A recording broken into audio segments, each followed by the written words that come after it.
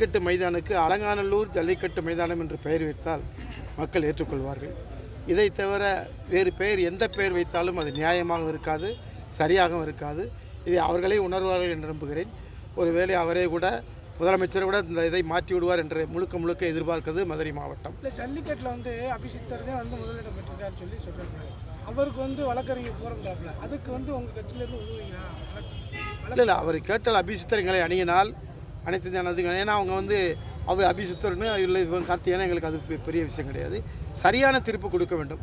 அதில் முறைகேடாக நடந்திருந்தால் அவர் உரிய விளக்கத்தை எப்படி பத்திரிகையாளர் சொல்கிறாரோ அதே போன்று எங்களிடமோ சட்டமன்ற உறுப்பினரமோ அவரிடமோ அதை பற்றி கருத்துக்களை தெரிவித்தால் அது சரியான கருத்தாக இருந்தால் கண்டிப்பாக அவருக்கு வேண்டிய உதவியை சட்ட நோக்கத்தின்படி சட்ட ரீதியாகவும் சரி மற்ற வகைகளை உரிய வகையில் அவருக்கான உதவியினை நாங்கள் செய்ய தயாராக இருக்கிறோம். ஓபிஎஸ் ஜானகியம்மா மாதிரி அமைதியாக இருந்தால் வரலாம்ன்றீங்க, அதை எப்படி நீங்கள் சேர்த்துக்கிறீங்களா? இருக்கணும்னு சொல்ல சேர்த்துக்கிறது என்ன அவசியம் கிடையாது. ஜானகியம்மா சேரணும் அவசியம் பண்ணலை.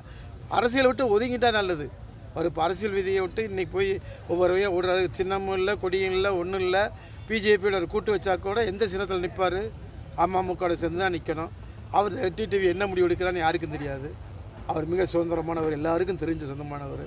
அவர் எந்த கட்சியோட நிற்கிறாரு, தனியாக நிற்கிறாரா, என்ன பண்ண போகிறான்னு யாருக்கும் தெரியாது. அப்படிப்பட்ட ஓபிஎஸ் போய் தேடி ஒரு மரியாதைக்குரியவர் நாங்கள் ஒரு காலத்தில் நினச்சோம். அவர் போய் இப்படி தேடி அலைகிறாருன்னு அவரை பார்த்தா எங்களுக்கு அனுதாபமாக இருக்கிறது. அது உண்மையான நிகழ்வு என்னவென்று தெரியவில்லை. தெரியாத நிகழ்வுகளை நாங்கள் சொல்லி விமர்சிப்பது நியாயமாகாது.